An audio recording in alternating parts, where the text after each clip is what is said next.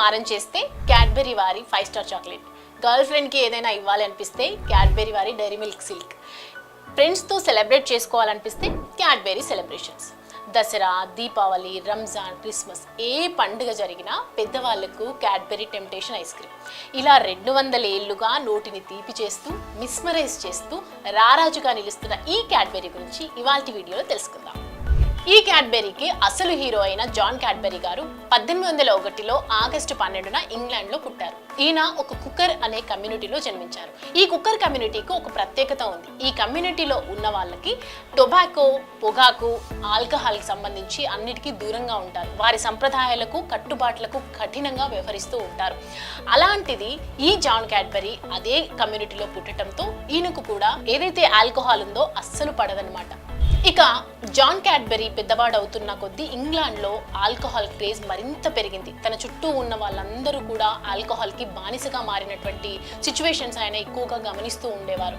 అయితే 1818లో ఇలా ఆల్కహాల్ తీసుకోవటం, క్రైమ్ రేట్ బాగా పెరిగిపోవటం, పేదరికం ఎక్కువగా పెరిగిపోవటం వల్ల ఇదంతా గమనించినటువంటి జాన్ క్యాడ్బెరీకి ఒక వినూత్నమైనటువంటి ఆలోచన తట్టింది. టెంపరెన్స్ అనే ఒక మూమెంట్ని స్టార్ట్ చేసి ఒక ర్యాలీలు నిర్వహించడం జరిగింది. దాంట్లో ఈ జాన్ క్యాడ్బెరీ కూడా కీలక పాత్ర పోషించారట. అయితే ఏదైతే ఈ నిరసనలు, ర్యాలీలు కొనసాగుతున్నటువంటి నేపథ్యంలో పోరాటాలు ఎక్కువ చేసినా కూడా సమాజంలో ఎటువంటి మార్పు కనిపించలేదు. ఇలా పోరాటాలు, ర్యాలీలు చేయటం వల్ల సమాజం మారుతుందా అని, ఇలా కాకుండా ఎవరైతే ఆల్కహాల్కి ఎక్కువగా ఇంపాక్ట్ అయ్యారో, ఎక్కువగా అడిక్ట్ అయ్యారో వాళ్ళని వేరే వైపు దృష్టి మళ్లించాలి అనే ఒక ఆలోచనతో క్యాడ్బెరీ అనే ఒక కంపెనీని స్టార్ట్ చేయడం జరిగింది. క్యాడ్బెరీ కంపెనీ అంటే ఏంటి అని ఆలోచిస్తున్నారా? 1824లో అంటే జాన్ క్యాడ్బెరీకి 22 ఏళ్ల వయసు ఉన్నప్పుడు బిర్మింగిలో ఒక క్యాడ్బెరీ అనే కంపెనీని స్టార్ట్ చేశారు. ఎవరైతే ఆల్కహాల్ అడిక్టెడ్ ఉన్నారో ఒక చాక్లెట్స్ కంపెనీ అనేది పెడితే చాక్లెట్ని ఎక్కువగా అడిక్ట్ అయిపోయి కొంచెం ఆల్కహాల్ నుంచి డైవర్ట్ అవ్వచ్చు అనే ఆలోచనతో ఈ కంపెనీ పెట్టడం జరిగింది. మీ అందరికీ సందేహం కలగొచ్చు, చాక్లెట్ నిజంగా మంచిదా ఆరోగ్యానికి అని చెప్పి. సో ఆల్కహాల్తో పోలిస్తే కనుక క్యాడ్బెరీ చాక్లెట్లో అప్పుడు ఏదైతే మనం ఇంగ్లాండ్లో జరుగుతున్నటువంటి సిచ్యువేషన్స్ చూసుకుంటే ఆ టైంలో డ్రింక్స్ని ఎక్కువగా అమ్మేవాళ్ళంట. ఈ డ్రింక్ అనేది ఆల్కహాల్ కంటే కొంచెం బెటర్ అన్న ఆలోచనతో ఈ డ్రింక్స్ అనేవి ఎక్కువగా సేల్ చేయడం అనేది జరిగేది. అయితే చాక్లెట్ చాలా కాస్ట్గా ఉండేది. ఆఫ్రికా నుండి దిగుమతి రావటం వల్ల ఈ కోకో బీన్స్ కాస్ట్ అనేది ఎక్కువగా ఉంటుంది. ఇది అబ్జర్వ్ చేసినటువంటి జాన్ క్యాడ్బెరీ తను సొంతంగా బిర్మింగిలోని ఒక క్యాడ్బెరీ కంపెనీని స్టార్ట్ చేయడం జరిగింది. సామాన్య ప్రజలకు ఎందుకు దగ్గరగా మనం తయారు చేయకూడదు అని చెప్పి చిన్న ఫ్యాక్టరీని తయారు చేసుకొని ఆ ఫ్యాక్టరీలో కోకో బీన్స్ని తయారు చేయడం, ఈ ప్రాసెస్తో దీన్ని జ్యూస్ లాగా చేసి, డ్రింక్ లాగా చేసి దీన్ని సేల్ చేసేవారు. సో ప్రజెంట్ దీన్ని ఎలా తాగేవాళ్ళు అనే సందేహం అందరికీ కలగొచ్చు. మనం పాలల్లో, టీలో కానీ, కాఫీలో కానీ ఒక డ్రింక్ సిరప్ తయారు చేసి ఆల్కహాల్ నుంచి డైవర్ట్ కావడానికి ఈ సిరప్ని వాళ్ళకి సేల్ చేసేవారు.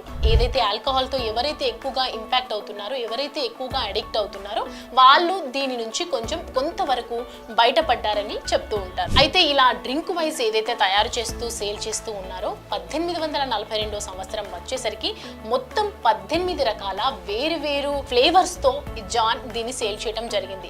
అక్కడి నుంచి పుట్టిందే ఈ చాక్లెట్ బార్. చాక్లెట్ బార్ ఎలా తయారు చేశారు? ఓన్లీ డ్రింక్ వైజ్ గానే అమ్ముతున్నారు కదా, సిరప్స్ లాగానే సేల్ చేస్తున్నారు కదా, ఈ చాక్లెట్ అనేది ఎలా పుట్టింది అని చెప్పి మీ అందరికీ సందేహం కలగొచ్చు. అయితే జాన్ క్యాడ్బెరీ అనేది ఒక బిజినెస్ మ్యాన్. దీన్ని ఇంకా ఏ విధంగా చేయొచ్చు అని ఆలోచించిన తర్వాత ఒక వేస్టేజ్, ఏదైతే మనకి చాక్లెట్ సిరప్స్ అనేవి తయారు చేస్తూ ఉన్నారో ఆ వేస్టేజ్ నుంచి ఈ చాక్లెట్ అనేది పుట్టిందని మీరు నమ్ముతారా? 1818 నుంచి 1845 మధ్య ఈ ప్రాంతంలో కోకోబిన్ అనేది దాని నుంచి తయారు చేసినటువంటి వేస్టేజ్ అంతా వేస్ట్గా మిగిలిపోతుంది. దాని నుంచి వచ్చినటువంటి బ్యాటర్ని ఒక రోజు ఆయనకి ఆలోచన వచ్చింది, ఈ బటర్ని మనం తీసుకొని దీని నుంచి ఒక చాక్లెట్ తయారు చేస్తే ఎలా ఉంటుంది అని చెప్పి. 1841 తర్వాత ఏవైతే ఫ్లేవర్స్ అనేవి బయటికి రావటం, మార్కెటైజ్ అవ్వడం జరిగిందో దాని తర్వాత ఈ చాక్లెట్ అనేది పుట్టిందనమాట. అలా బటర్ నుంచి తీసి ఒక ఎక్స్పెరిమెంట్ చేసి అలా క్యాడ్బెరీ చాక్లెట్ని తయారు చేయడం జరిగింది జాన్ క్యాడ్బెరీ. ఇలా కొత్త ప్రోడక్ట్స్ తయారు చేస్తూ మెల్లిమెల్లిగా ప్రాసెస్ మేకింగ్ చేస్తూ రకరకాల ఫ్లేవర్స్తో డ్రై ఫ్రూట్స్ యాడ్ చేయటము, మిల్క్ ఎక్కువ యాడ్ చేయటము, ఇదంతా కూడా ఒక క్రీమీ బ్యాటర్తో తయారు చేయటము, ఇదంతా కూడా జాన్ క్యాడ్బెరీ దీన్ని బయటికి తీసుకొచ్చారు.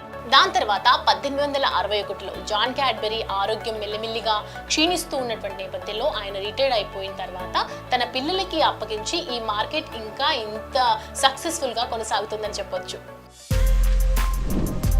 For more videos like this, subscribe Big TV channel.